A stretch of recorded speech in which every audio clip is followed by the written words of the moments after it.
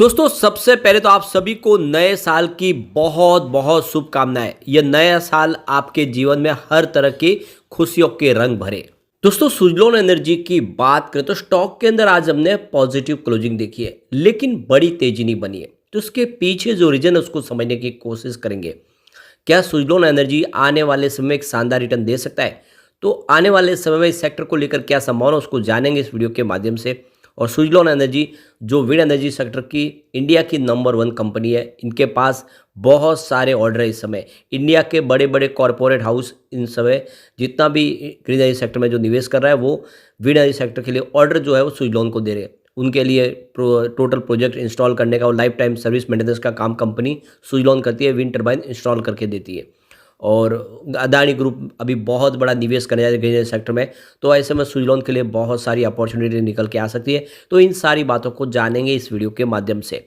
लेकिन फ्रेंड उससे पहले अगर आप पहली बार हमारे चैनल पे आए तो चैनल को सब्सक्राइब कर दीजिए, एक बेल आइकॉन दबा दीजिए ताकि जब भी नया वीडियो बने पहला नोटिफिकेशन आपको मिले। वीडियो पसंद आए तो लाइक से जरूर कीजिए। चलो फ्रेंड्स वीडियो स्टार्ट करते हैं। मैं हूँ आपका दोस्त एस बी दवे और हमारे अपने चैनल ऑनलाइन कमाई में आपका बहुत बहुत स्वागत है। तो सबसे पहले सुजलोन के कारोबार की बात कर लेते हैं। स्टॉक की शुरुआती 38.50 पर पॉजिटिव शुरुआत हुई क्योंकि कल की क्लोजिंग 38.20 के आसपास थी। इंट्राडे में 38 का लो बना, यानी आप देख सको कि स्टॉक गिरावट में गया थोड़ा सा, क्योंकि ऊपर के लेवल से कुछ प्रॉफिट बुकिंग देखने को मिली, लेकिन जो हाई बना वो 38.60 का है। तो दोनों तरफ का माहौल बना, कुछ तेज़ी भी बनी कुछ गिरावट की बनी। अंत में 38.35 के आसपास क्लोजिंग रही, जहाँ पे 0.39% की तेज़ी देखने को मिली। तो सीमित दायरे में ही स्टॉक ने ट्रेड किया, 38 के आसपास ही इसने ट्रेड किया, कोई बड़ी उठापटक देखने को नहीं मिली। और वॉल्यूम में लगभग एक जैसा ही वॉल्यूम दिखाई दे रहा, ठहराव आ गया है। पिछले एक महीने पहले इसका 9 करोड़ का डिलीवरी बेस काम हुआ था, 1 वीक पहले 4 करोड़ का काम, टोटल 100% डिलीवरी बेस काम ही होगा। और देख सकते हो कि फ्राइडे को 3 करोड़ का डिलीवरी बेस काम होता है, आज 4 करोड़ का डिलीवरी बेस काम हुआ। तो वॉल्यूम में काफ़ी ठहराव आ चुका है। और इसकी परफॉर्मेंस अगर आप देखें तो 22 दिसंबर को स्टॉक 37.25 के आसपास था, जहां पे 0.4% की तेज़ी बनी। 26 दिसंबर को स्टॉक 36.90 के आसपास आया, जहाँ पे 0.9% लगभग 1% की गिरावट हुई। लेकिन 27 दिसंबर की बात करें क्लोजिंग 37.05 के आसपास, जहाँ पे 0.4% की फिर से तेज़ी बनी।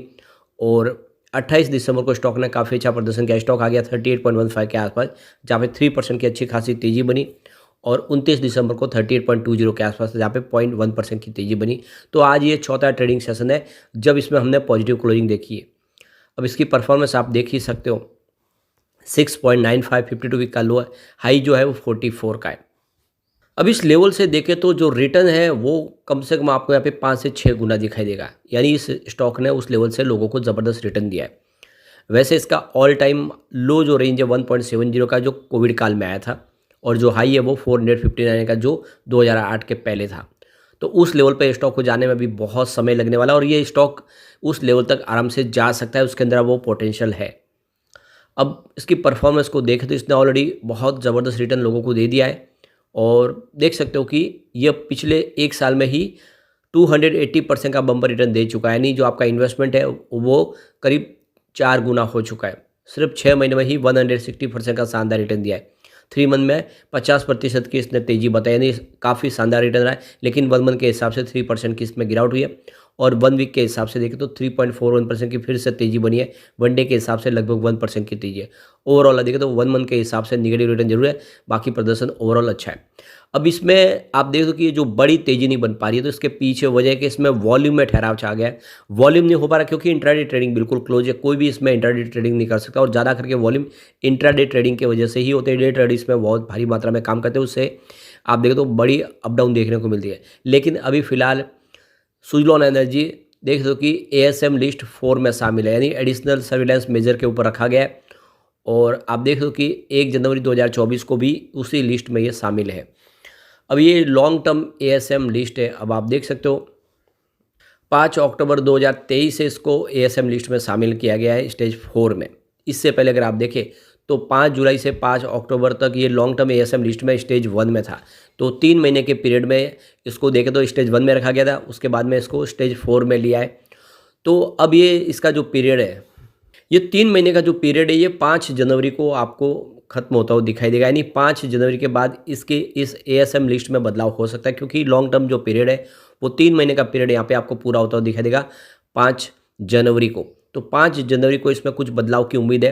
हो सकता है कि जिस तरह से पिछले कई दिनों से इसमें देखें तो भारी वॉल्यूम भी नहीं हो रहा है और इसमें कोई बड़ी अप डाउन भी देखने को मिली, लोअर सर्किट अपर सर्किट भी नहीं लग रहे, तो इसको एएसएम लिस्ट के स्टेज 4 से नीचे लाया जा सकता है या इसको हटाया भी जा सकता है। ये अभी आने वाले समय पता चलेगा, लेकिन 5 जनवरी को संभावना बन रही है क्योंकि 3 महीने का बड़ा पीरियड निकल चुका है। तो हमें वेट करना होगा 5 जनवरी का, क्या आगे संभावना, क्या इसको और स्टेज को बढ़ा दिया जाता है, क्या ये टाइम पीरियड बढ़ाया जाएगा, ये हमें देखना होगा। अब यहाँ पे देखो कि ईयर एंड हो चुका है 2023 का और ग्रीन एनर्जी के सेक्टर को लेकर जो मार्केट एक्सपर्ट है बहुत ज़्यादा बुलिश है कि आने वाले समय में भी ग्रीन एनर्जी सेक्टर में तेजी की संभावना बनेगी और स्टॉक काफ़ी अच्छा प्रदर्शन कर सकते हैं। इंडिया के अचीवमेंट की बात करो, विश्व की चौथी सबसे बड़ी ग्रीन एनर्जी सेक्टर की ये हमारी शक्ति है और हमने 179.5 गीगावाट की कैपेसिटी को पा लिया है। तो यहाँ पे जो chairman of renewable energy committee के जो देवेंश जैन है, उनके हिसाब से जो बयान दिया गया है, उनका कहना है कि इंडिया आने वाले समय इस सेक्टर में और तेज़ी से अपनी प्रगति को आगे बढ़ाएगा। सोलर पैनल का बिजनेस देखें तो करीब 1136.28 मिलियन डॉलर तक पहुंच सकता है, जो 2023 में 943.5 मिलियन डॉलर के आसपास है। इसमें वृद्धि की संभावना बन रही है। सरकार ने 500 गीगावाट की कैपेसिटी का टारगेट सेट कर दिया 2030 तक और 2070 तक नेट जीरो कार्बन पॉलिसी के ऊपर जाने की सरकार ने अपनी तरफ से घोषणा कर दी है और इसके लिए सरकार लगातार कोशिश कर रही है। एनुअल ऑक्शन 50 गीगावाट की लाने की संभावना सरकार बना चुकी है और इसके लिए देखें तो रिन्यूएबल एनर्जी परचेज ऑब्लिगेशन यानी आरपीओ भी लॉन्च किया गया है। नवंबर 2023 तक की बात करो, कंट्री की टोटल रिन्यूएबल कैपेसिटी इस समय 180 गीगावाट तक पहुंच चुकी है, जिसमें सोलर एनर्जी की कैपेसिटी 72 गीगावाट की है, 45 गीगावाट विंड एनर्जी है और 47 गीगावाट लार्ज हाइड्रो प्रोजेक्ट है। और तो इस तरह से देखें तो काफ़ी अच्छा प्रदर्शन रहा है। देवांश जैन का कहना है कि ड्रीम रन आगे भी जारी रहेगा और काफ़ी तेज़ी से इसमें निवेश भी आएगा और इस सेक्टर में और इंस्टॉल कैपेसिटी बढ़ती हुई दिखाई देगी 2024 में भी। 2023 से शुरू जो ग्रोथ है वो आगे भी बढ़ती रहेगी, चाहे विंड एनर्जी हो, सोलर एनर्जी हो, हाइड्रो हो या फिर एथनॉल के प्रोजेक्ट हो, वो सारे तेज़ी से बढ़ते हुए दिखाई देंगे।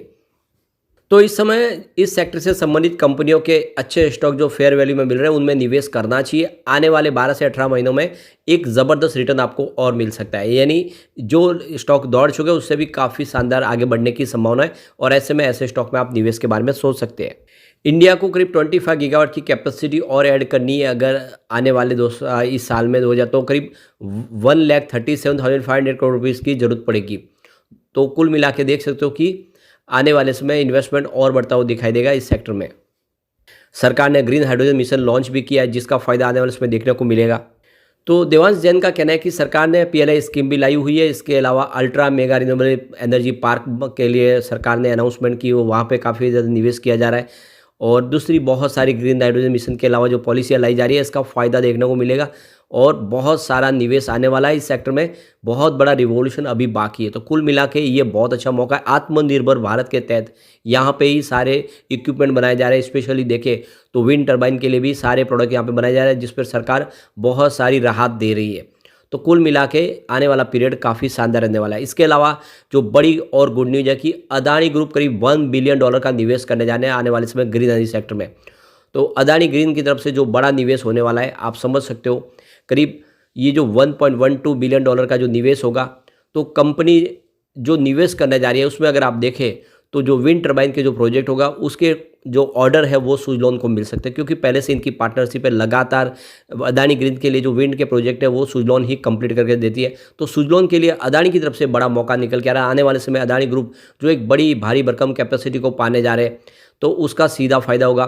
तो आप ये देख ही सकते हो कि करीब 45 गीगावाट के रिन्यूएबल प्रोजेक्ट कंपनी 2030 तक लगाने जा रही है और इसमें आप समझ सकते हो कि रिन्यूएबल के जो प्रोजेक्ट में विंड के प्रोजेक्ट हो गए, ये आप ये देख सकते हो सुजलॉन को इसमें बड़ा मौका मिलने वाला है। तो ऐसे में आपके लिए ये एक अच्छा मौका है कि सुजलॉन में निवेश करें। सुजलॉन के लिए एक बड़ी अपॉर्चुनिटी और है। सरकार ने अब ओल्ड विंड टर्बाइन को बदलने के लिए नई पॉलिसी लाई है जिसके तहत ईयर 2000 के पहले जो पुरानी विंड टर्बाइन है जो इस समय अच्छी बिजली का निर्माण नहीं करती बल्कि वहाँ पे उसकी वजह से बहुत ज़्यादा नॉइस पोल्यूशन भी हो रहा है, तो उसको अब उसके सारे के सारे इक्विपमेंट पार्ट्स बदल के उसको फिर से नया तरीके से बनाना है। तो अब आप समझो उसकी गियर बॉक्स, ब्लेड्स, जनरेटर वगैरह सब बदलने हैं और उनको फिर से एक उनकी लाइफ को को बदलना है और एक अच्छे से वो फिर से रन कर सके, कार्य कर सके, वैसा बनाना है। तो ऐसे में सुजलॉन ने ये सेक्टर में महारत हासिल कर ली है और ऑलरेडी 2000 के पहले बहुत सारी टरबाइन सुजलॉन ने लगाई। ऐसे में ये फिर से काम सुजलॉन को मिलेगा और सुजलॉन इस सेक्टर में आने वाले समय बड़ा धमाका कर सकता है। तो ये जो सारी बातें साबित कर रही है कि नेशनल रिपावरिंग लाइफ एक्सटेंशन पॉलिसी जो लाई गई है सरकार की तरफ विंड पावर प्रोजेक्ट के लिए, उसका फायदा सुजलॉन उठाएगी और सुजलॉन को आने वाले समय में ज़बरदस्त प्रॉफिट हो सकता है। आने वाले समय में एक भारी प्रॉफिट मेकिंग कंपनी बन सकती है और प्रमोटर भी अपनी होल्डिंग को आगे बढ़ाना शुरू करेंगे।